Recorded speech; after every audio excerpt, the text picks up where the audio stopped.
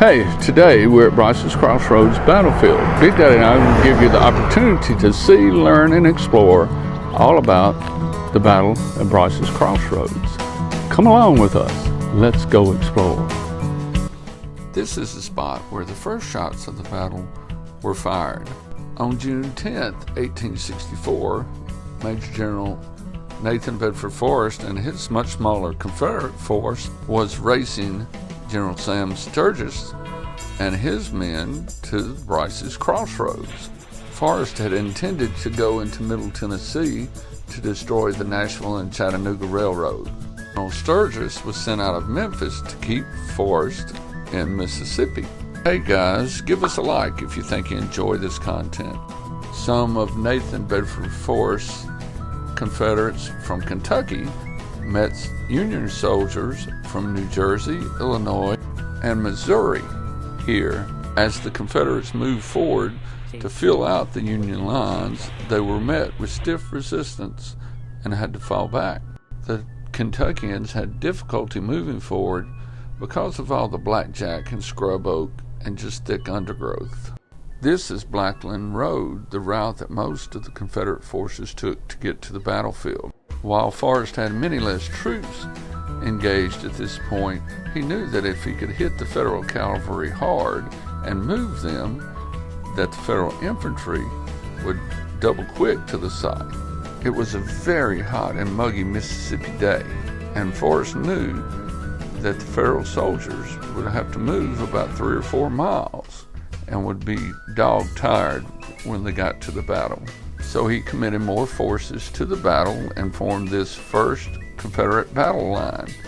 It extended about a quarter mile back to Blackline Road, where we were previously, in that direction, to about a mile or so in this other direction. General Forrest's battle line was much like maybe the saucer under a coffee cup. It was beginning to move out and wrap around the edges of the Union battle line, which would be the coffee cup itself. All that began to happen right here, and this battlefield is still pretty pristine and looks much like it would have in 1864. This is where the Federal battle line was, basically the base of that coffee cup I was talking about just a second ago. My goal here is not to give you an intricately detailed presentation of the battle, but just to show you some of the battlefield and encourage you to pick up a book, maybe one like The Battle of Brice's Crossroads, written by Stuart Bennett. You can find it on Amazon or at the Final Stands Interpretive Center. This monument doesn't have a whole lot to do with the battle, but it represents the intersection of the 4 northeastern Mississippi counties of Tippah. We'll make our way around to the right, and you're in Pontotoc County. One more time, Itawamba County. And lastly, Tishomingo County. After the passage of the Indian Removal Act around 1834, the Chickasaw were removed from the area. There are 3 interpretive signs that provide the history of the land and the area from the Chickasaw Nation times through the Civil War and up till present day. At about this place on the battlefield, at the Confederate second line of battle, the Union infantry began to replace the Union cavalry.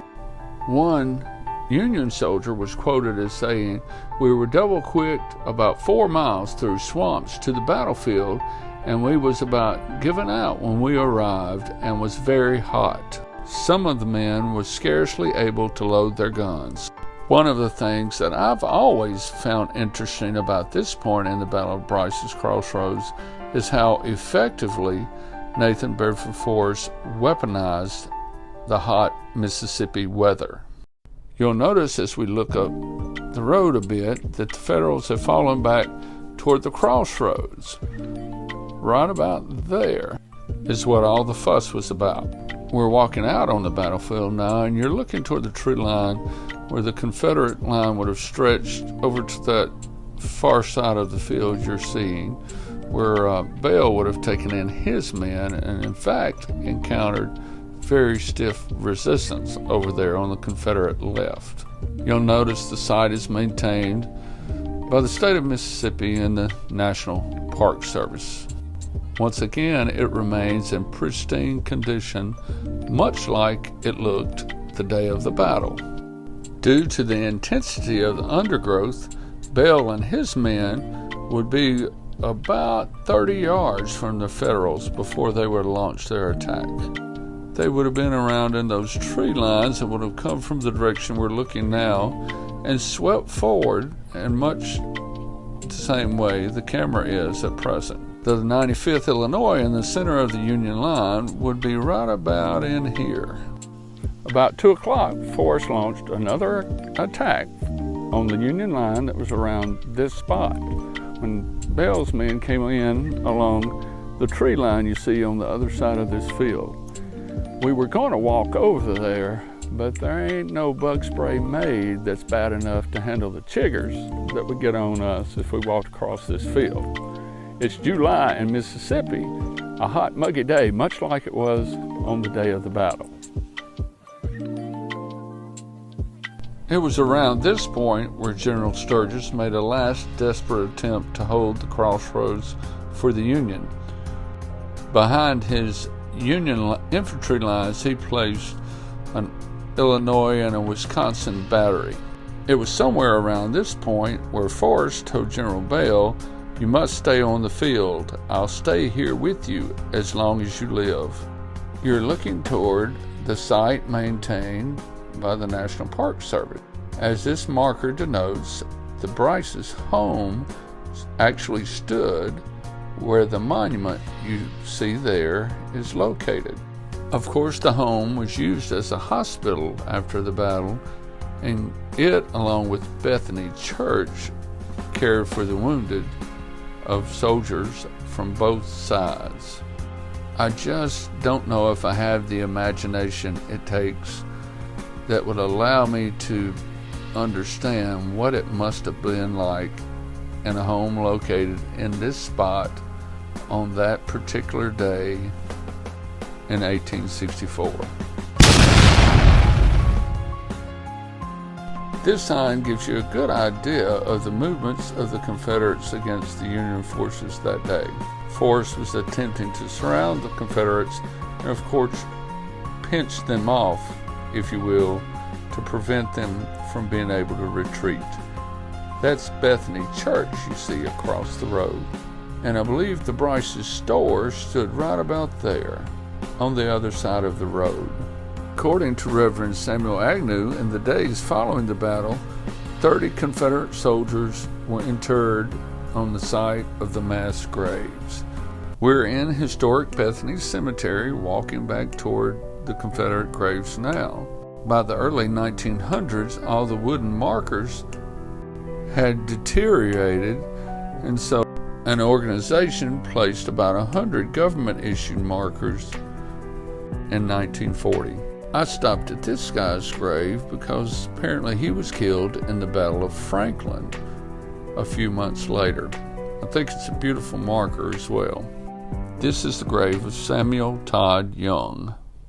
Dr. J.W. Cowan, who was Forrest's chief surgeon, said approximately 96 Confederates were killed as a result of the action that day.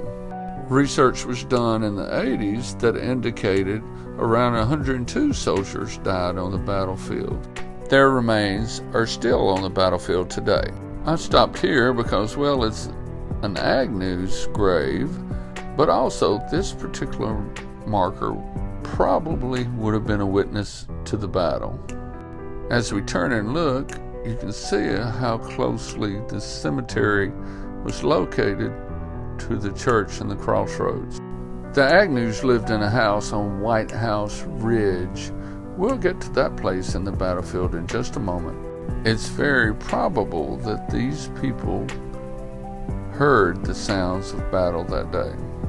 This monument marks the spot where the 114th Illinois Volunteer Infantry Regiment engaged Confederate forces on June 10, 1864. It is dedicated in honor of the members of the regiment that served, suffered, or died during the Battle of Brice's Crossroads, looking out toward where the 95th Illinois Infantry and Private Albert Cashier engaged the Confederates at Brice's Crossroads. Albert's name at birth was Jenny Hodgers, and we talk a little bit about Albert in our video of the Mississippi Final Stands Interpretive Center. This monument is dedicated to Morton's and Rice's batteries. General Forrest ordered his artillery to be double-shotted with canister and moved to within about 60 yards of the Federal lines, about a quarter mile northeast of Brice's house. These batteries charged up to the enemy and poured in a deadly tide of canister with a ghastly effect. These batteries would have killed or disabled large numbers of Union soldiers as they tried to cross Tishomingo Creek. Those same batteries would have rained chaos down upon the Union supply train.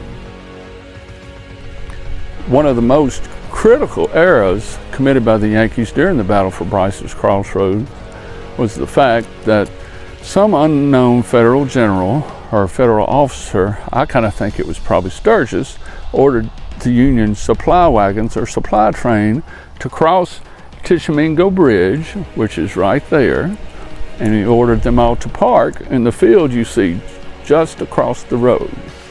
Of course, when the Union began to retreat, the bridge over here was clogged and nobody could get across it, and several federal soldiers drowned trying to swim the creek because, well, it was swollen because of all the rain in the area at the time, and they just simply could not escape near quick enough. It's reasonably close to where the men of the 55th United States Colored Troops under Captain Ewing moved forward into what looked like a gap in the 1st Brigade. The USCT basically sat idle most of the day, providing a guard for the rear, but did not participate in the battle until it became a retreat. Anytime you fought Forrest, he would hit you hard in the front and then flank you around either side.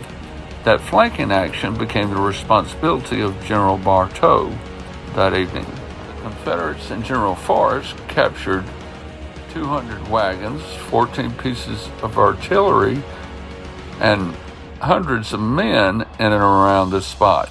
This is the spot where the old Tishomingo Creek Bridge was located. It's such a calm and serene and, well, pretty area, it's hard for me to imagine the carnage of that day.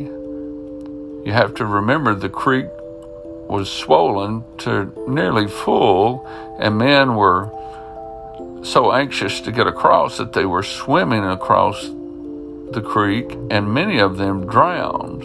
I mean, just imagine you jump in the water and immediately somebody jumps on your back and immediately somebody jumps on his back. It's no wonder that this was the scene of such dreadful activity. All the while, there's still cannons firing from that direction. If Forrest captured 200 wagons, then there were somewhere around 400 horses in the general area. These horses, of course, were getting shot and dying at the same time as well. The James Jordan grave site marks the site of the third line of rear guard action by the United States Colored Troops and some other Union regiments. Hey guys, this is the grave of James C. Jordan. He was taken in by the Phillips family after the battle and buried in their front yard. They later planted 2 cedar trees, one at the head of the grave and one at the foot, to mark the site.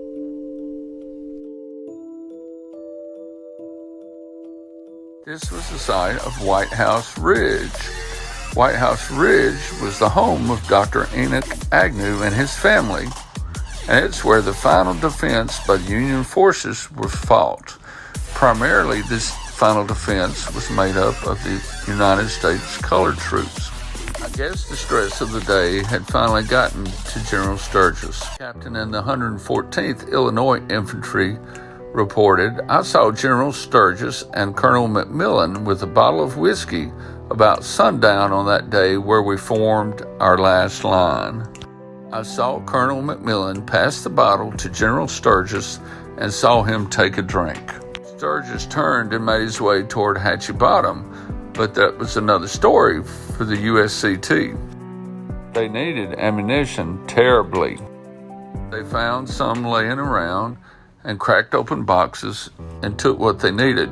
A captain recalled, "I saw nothing that acted very much like an organization, but it looked like a regular stampede." Colonel Robert Cowden finally relinquished command of the 59th USCT after receiving a severe hip wound earlier in the day. A couple of hundred yards in the rear of the 59th, Cowden came upon Wilkin, who was trying to form a line. The 59th USCT would join in Wilkin's makeshift line. It was somewhere around here where General Sturgis was heard to exclaim, "If Forrest will let me alone, I will let him alone." This was after Forrest had charged across the field and they had traded blows and cannon shot and canister, so much so that this area of the battlefield was considered to be the place where more dead lay than any other. You have to remember that General Sturgis' whole reason for being was to capture and or destroy General Forrest and the Confederate cavalry. While Sturgis did not achieve a tactical victory this day, he certainly helped to keep Forrest out of Tennessee and keep him away from Sherman's supply line. Thus, after Brice's Crossroads, General Sherman plugged on toward Atlanta, and a guy named A.J. Smith was preparing to leave Memphis, headed to a place called Harrisburg, and what we call the Battle of Tupelo. We hope you've enjoyed your brief view of the battlefield at Brice's Crossroads today. There's so much we left out for you to learn. We would like to encourage you once again to get Stuart Bennett's The Battle of Brice's Crossroads.